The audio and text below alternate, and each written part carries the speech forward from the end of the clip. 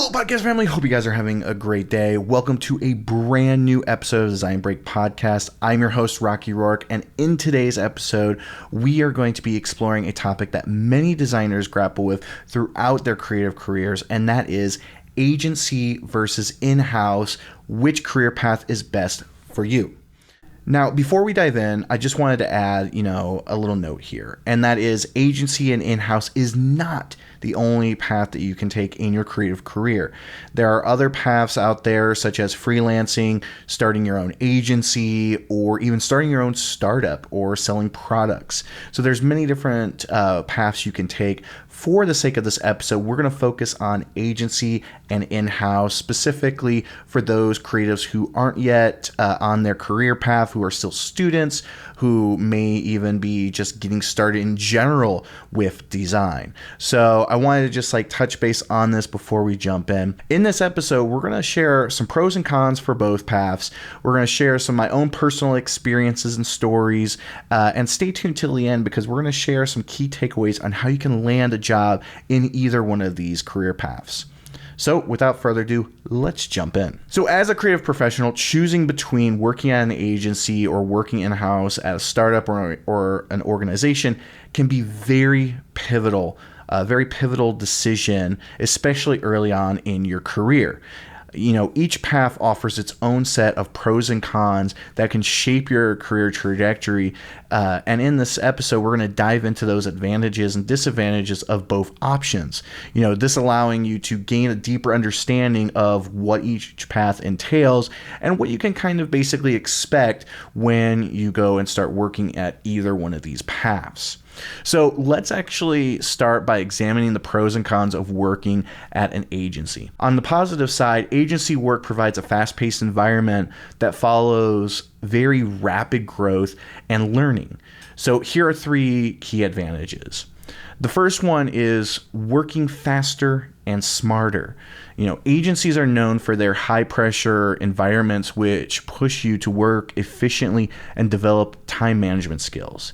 It's something that where in the first 3 months of working at an agency, especially for those of you who are just graduating out of college, who are just really getting started on your journey, those first 3 months that you're working at an agency are going to teach you so much more than 4 years at a university. That is something that people don't really talk about, or some people will just mention it very briefly.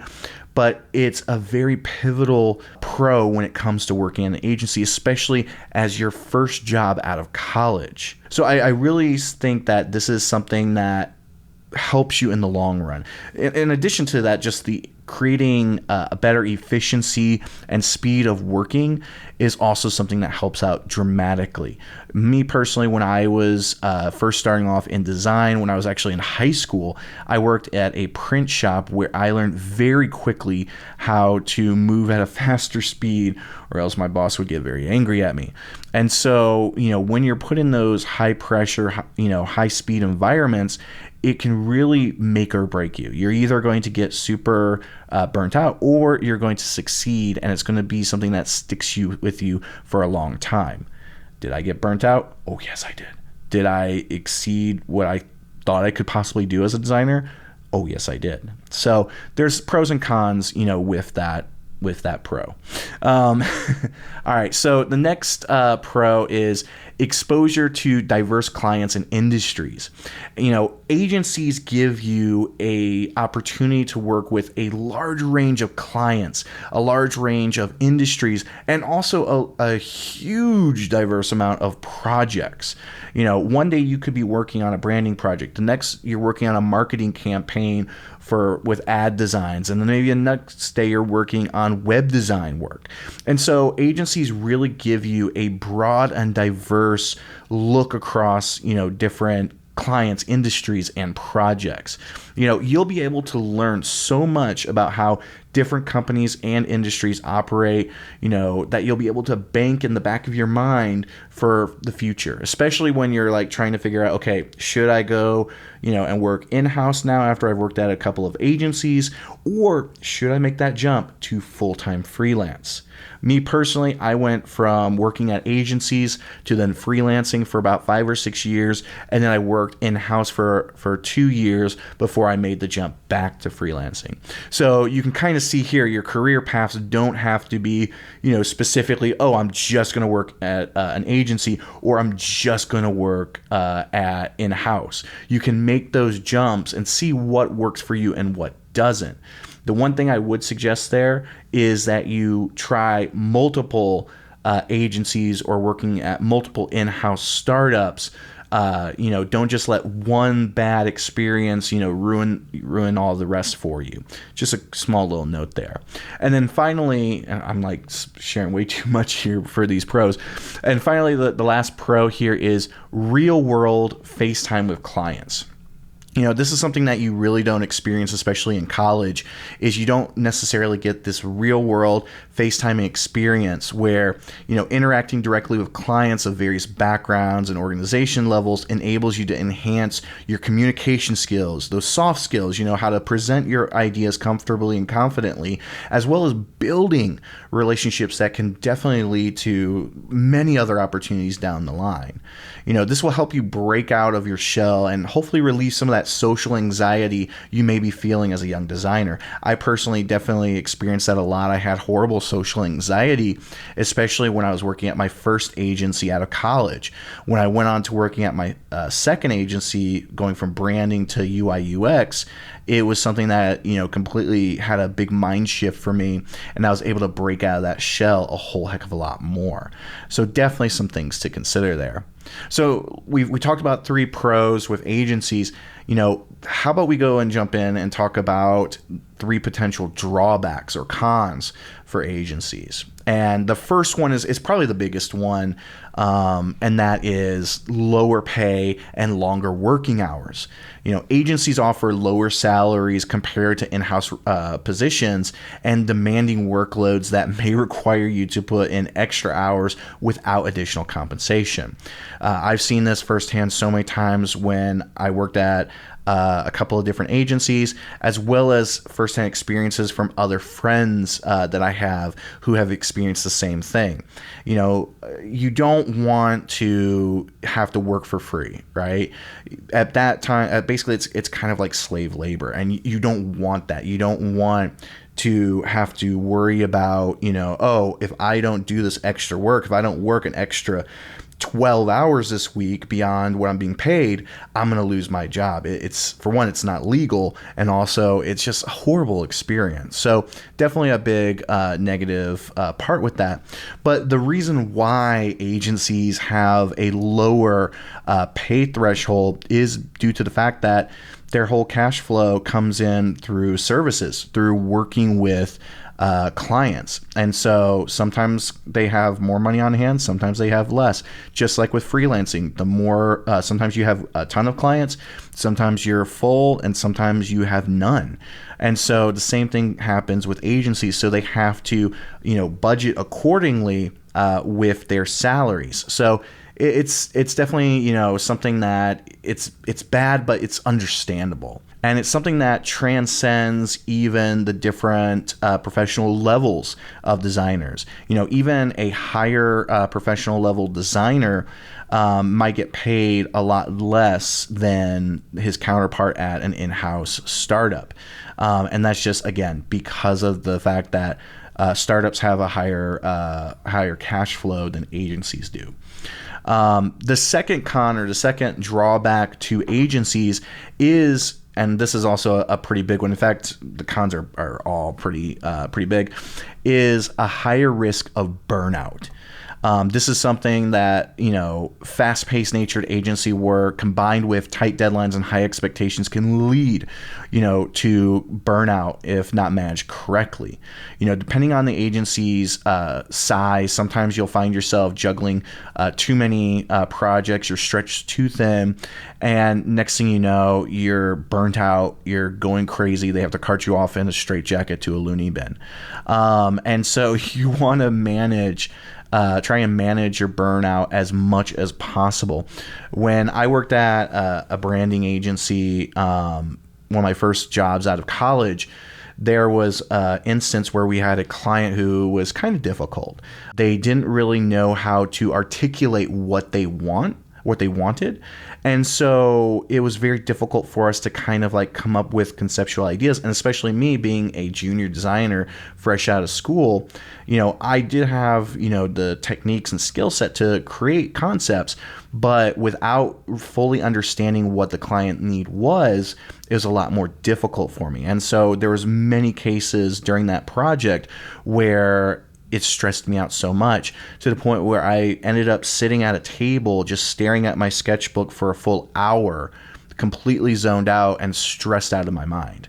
So it's like sometimes you will have those instances. Now you might not have that exact same instance, but you will experience like burnout with these types of jobs. And so the best thing that you can do, and the best thing for agencies people who run agencies who are listening to this can do, is try to minimize burnout as much as possible.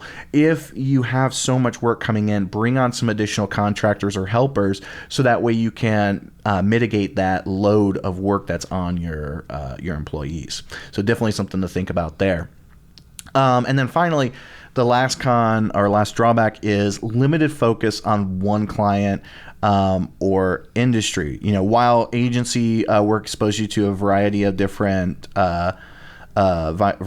clients, it may lack depth and long-term immersion that comes with working exclusively on one client's brand or industry. And so what that means is you get to understand a lot of different industries, a lot of different types of clients, but you don't get to understand a specific industry.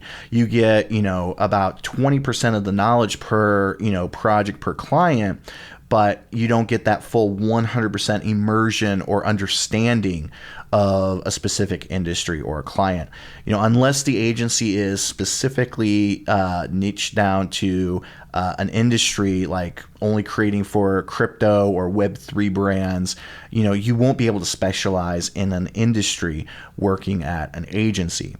And you'll see a lot more smaller agencies and freelancers who are starting to do that, where instead of having a niche type of service, they have a specific niche industry.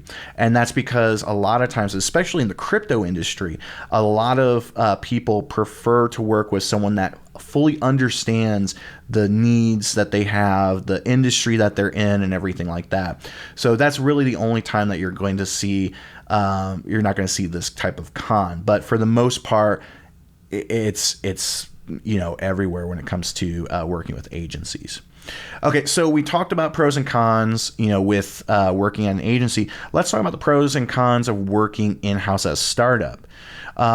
So working in-house, at a startup offers its own unique advantages and disadvantages.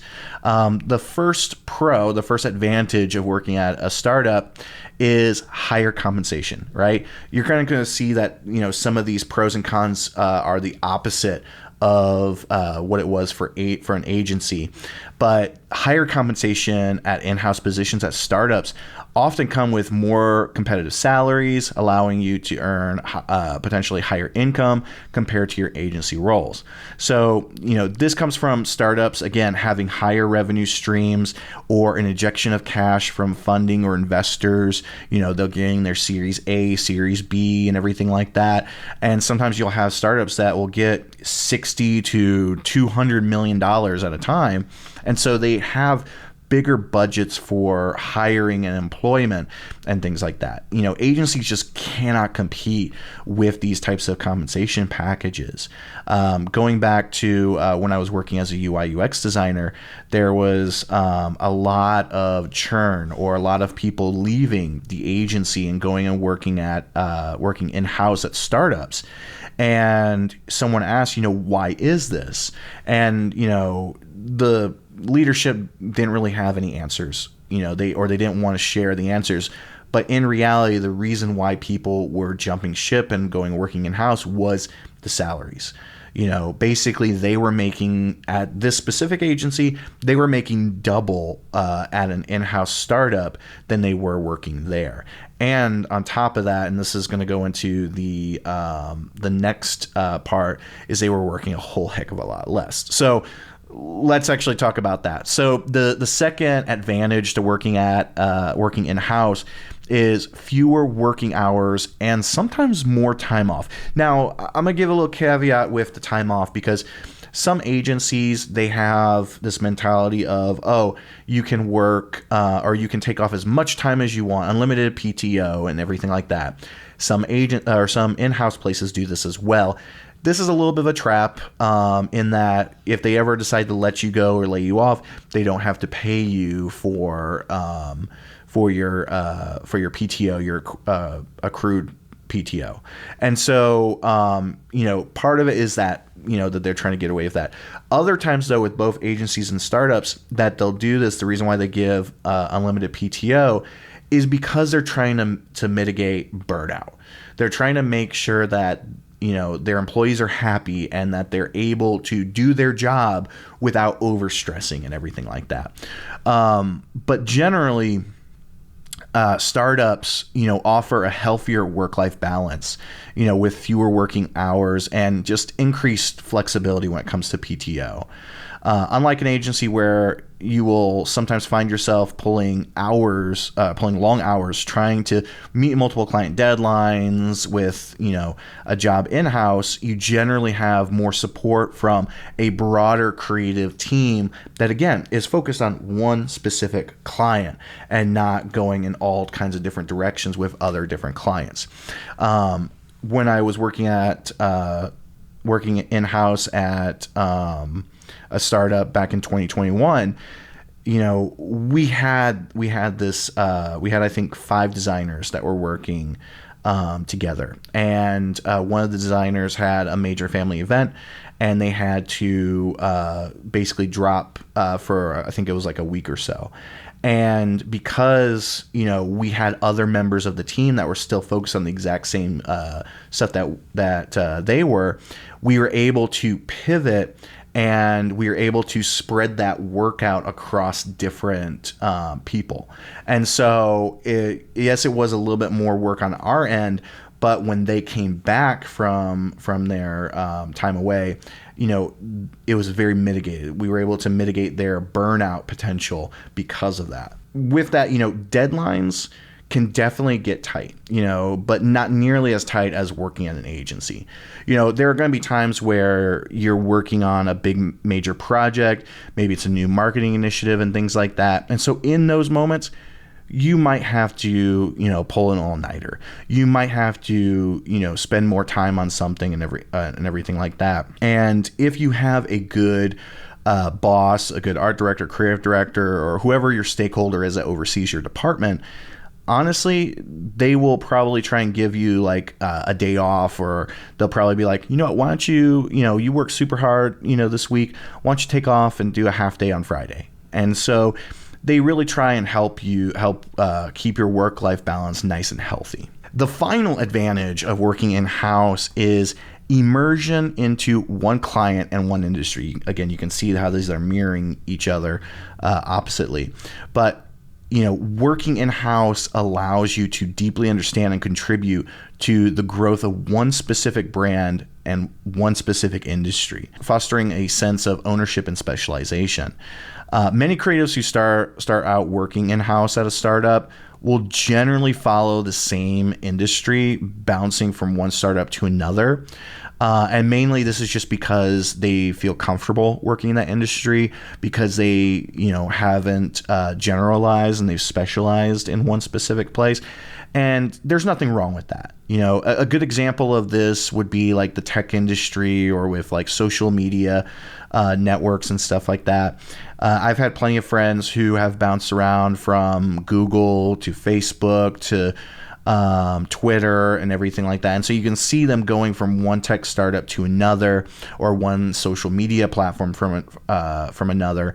And so they do this because like they're so used to everything. They understand everything. For instance, someone who is a marketing designer will understand so much more how Facebook's marketing strategies and design strategies will work than working at, let's say, Honda or Toyota. Sometimes they'll have completely different marketing strategies or ways that they go about dealing with design. And so staying within that industry will sometimes really help them. And it can definitely increase their potential of making more money.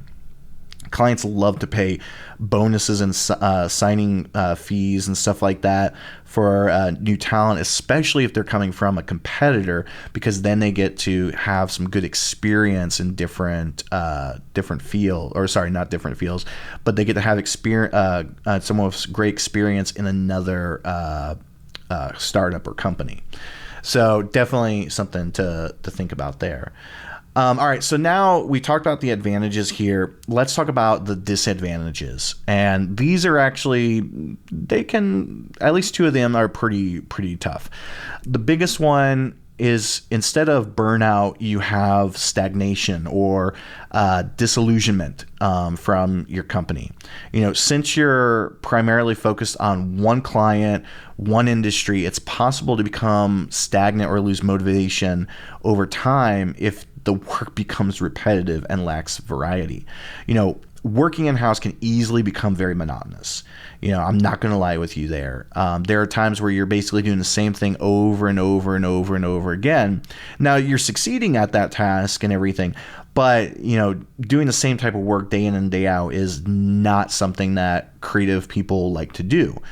Mainly because we like to expand, sometimes with no outlet for, creative exploration or expression, it can be very rough. Now, not saying that all in-house startups are like that. There are quite a few diamonds out there who push for that, who require that of their employees. I have a couple of clients who they actually prefer for creative exploration and for people to speak up if they have ideas on how to expand the creativity of the company. So it's definitely something that can be very disadvantaged, but it can also be advantaged. The next one is limited exposure to diverse clients and industries. Unlike with agency work, where you're exposed to a range of different clients and industries and projects, in-house roles provide a much narrower scope of experience. You have one client who's your one employer, and you have one department that you may or may not branch out from. You might start with marketing, and then you eventually move to brand, or you might go from brand to product, or you might go to client acquisition or something like that, or sales, or there's so many different ways that you can possibly go and climb the tree at a startup. But that's it. You're just in that one specific client space. You're not experiencing a lot of other clients or a lot of other industries.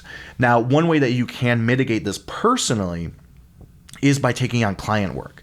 That's a way for you to stretch that creativity. That's a way for you to see what else is out there and everything.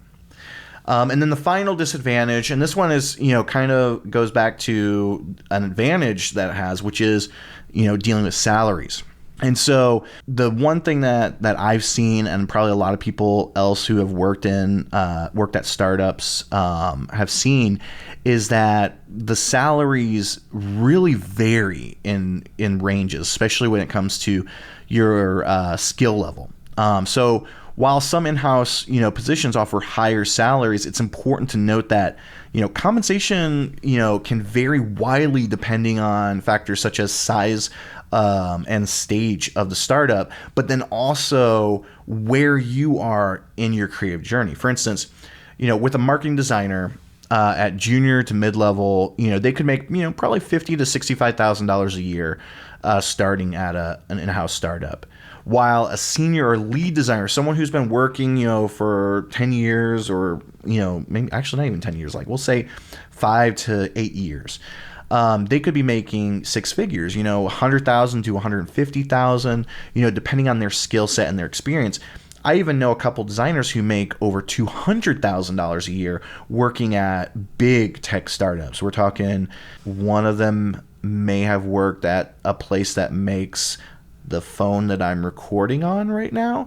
But just to not say the specific name, but, it's something where, you cannot and should not expect to make six figures right out the bat working at a startup. You have to remember that a startup, there are different sizes, right? So when you're talking about those larger companies like Google or Apple or Facebook or Twitter, they generally have larger amounts of budget and they will be able to pay you a larger amount of money. But again, they're going to be very strict on what level, entry level you're coming in at. But then you have the startups who are just getting started, who have like 5 people and they need that designer on their team. The chances of you making six figures from that is very slim. Now, you can definitely negotiate getting like equity or a founder, like founding designer stake or something like that. I had a client years back who he was the founding dev at a major startup. And when they sold, he retired at, I think it was 29. So he was able to retire very early and make a lot of money. So, you definitely want to, keep all that in mind. Now, before we jump into the key takeaways, I wanted to, share with you a little side note, and this kind of goes with the takeaway. So you'll probably rehear me talking a little bit about this, but for those of you who are starting from zero, like, you have no experience, you're coming out of the gate from college, you're just getting started in design, period. As someone who has worked both paths in my creative career, my ultimate recommendation for those of you who are trying to figure all this out, after graduating or getting started, is to start at an agency over in-house. Start there. And, as we cover with the pros and cons, it's going to be more beneficial for you to grow your hard and soft skills and garner the experience that you'll need to set yourself up for success. Once you've put in that time, once you've put in that 2 to 3 years working at an agency, and a little caveat there, you don't have to be working at the same agency or even the same startup later on. You can jump between. You can go from working at one branding agency to a UI UX agency to another one to another one. You don't have to stay at one specific place. However, it is better to stay at least at one for half of the amount of time that you're going to work at an agency. So for instance, I worked at one agency for 1 year and one agency for 2 years. But once you put in that time working at an agency or working at agencies, then you'll be able to make that jump in-house or an alternative path, like full-time freelance or starting your own startup. But if you make that jump to in-house after doing that, then you're going to see your prospects of making more money go up. Instead of when you start off as a junior level designer at a startup, you're making, let's say you're making $50,000. If you first go and work at an agency for 2 to 3 years and get up to that like mid-level to senior level design status, then you could be making $80,000 to $100,000 at entry level at in-house. So I definitely would suggest start off agency and then make your decision which path you want to go from there after a few years. Stick with it for a few years. So, however, don't make any jumps, until you feel that you're truly ready, or it's made for you. And what I mean by that is if you're fired or laid off, like it will possibly happen in your career. I have episodes about that, about me being fired, about me being laid off, and you have to roll with the punches. But if you feel like you are not ready to branch out on your own or to go in-house somewhere, find another job in an agency, freelance in the meantime, but go that route. And especially, please do not go full-time freelance out of college. It is not a good idea. It is horrible. I'll have to do a full episode on that. But yeah, just take it with a grain of salt. All right, so sorry, I wanted to just go ahead and say all that, but now let's go to the full key takeaways. Now that we've explored the pros and cons, about agencies and in-house, and I've gone through and gave you that little side note there, that little personal discussion and everything.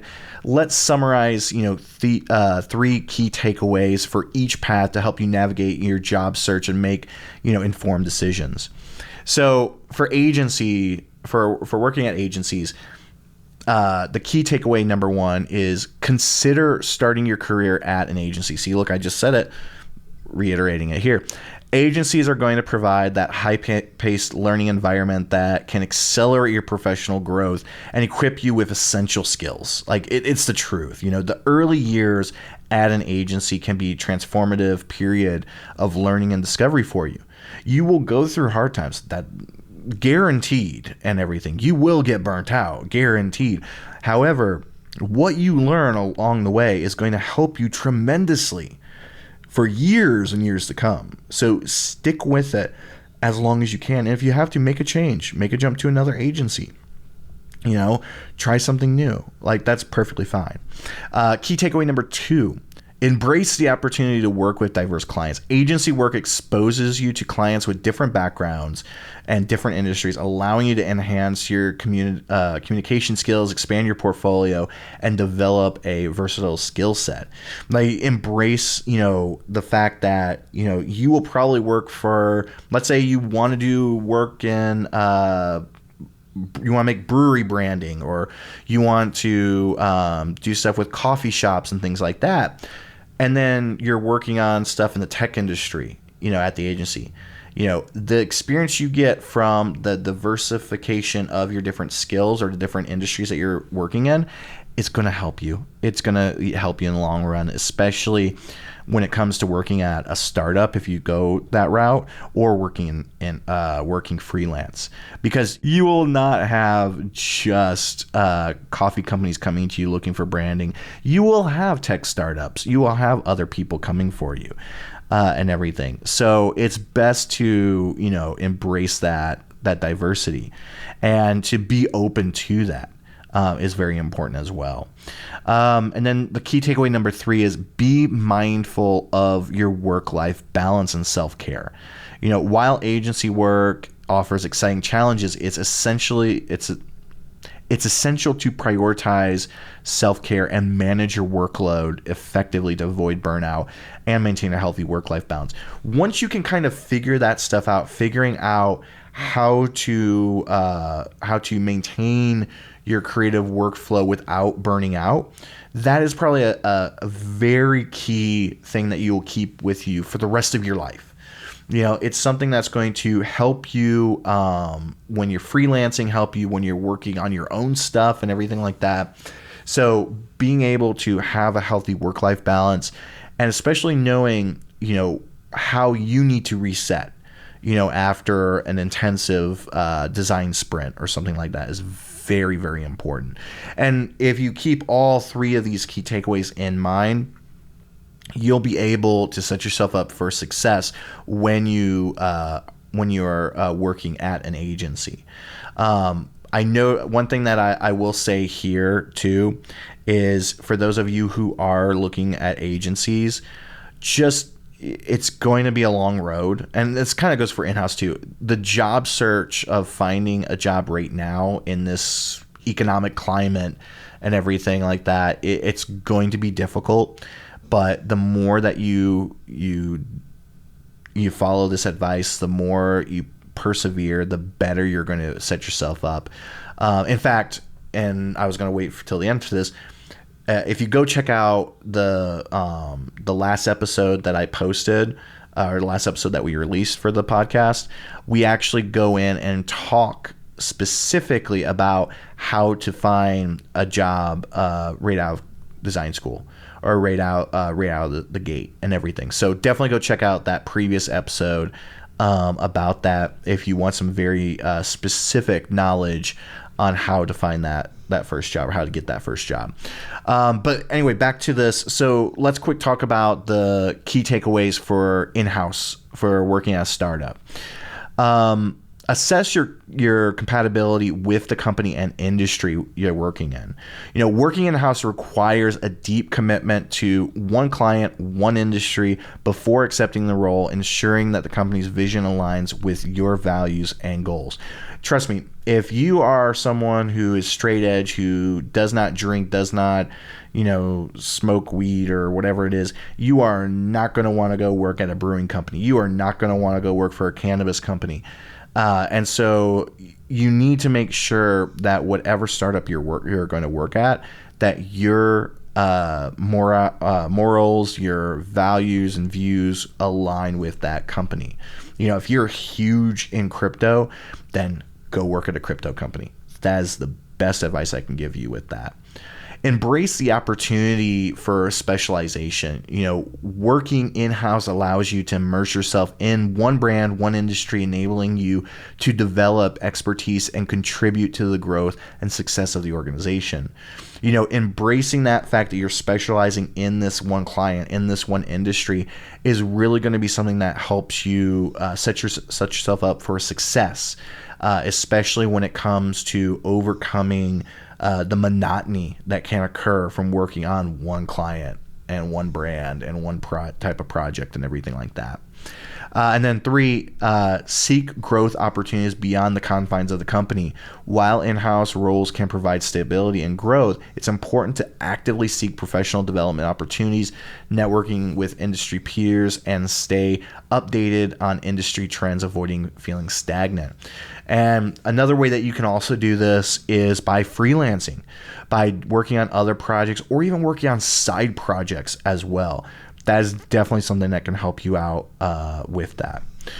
All right, guys, that is it. We made it through. This wraps up today's episode of the Design Break podcast.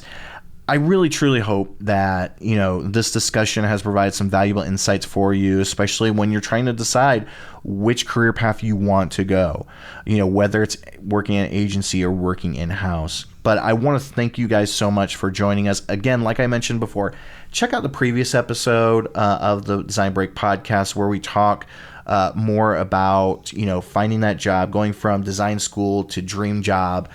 Check that out. And if you really enjoyed this episode and you know someone who might benefit from this, please pass on and share this episode with them. If you are not, please subscribe to this podcast. And if you would like to, please follow us on Twitter, Instagram, and YouTube at The Design Break. We are putting out more content on all of our different social platforms as we go through. And I just want to say, if you guys have any questions whatsoever, please feel free to reach out to me directly on Twitter. Send me a DM at Rocky Rourke.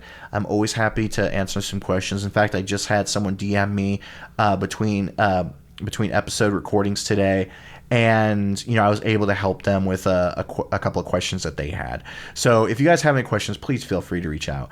Until next time, please remember to stay passionate, stay positive, and stay creative. That is it for today. Have a great day. Bye.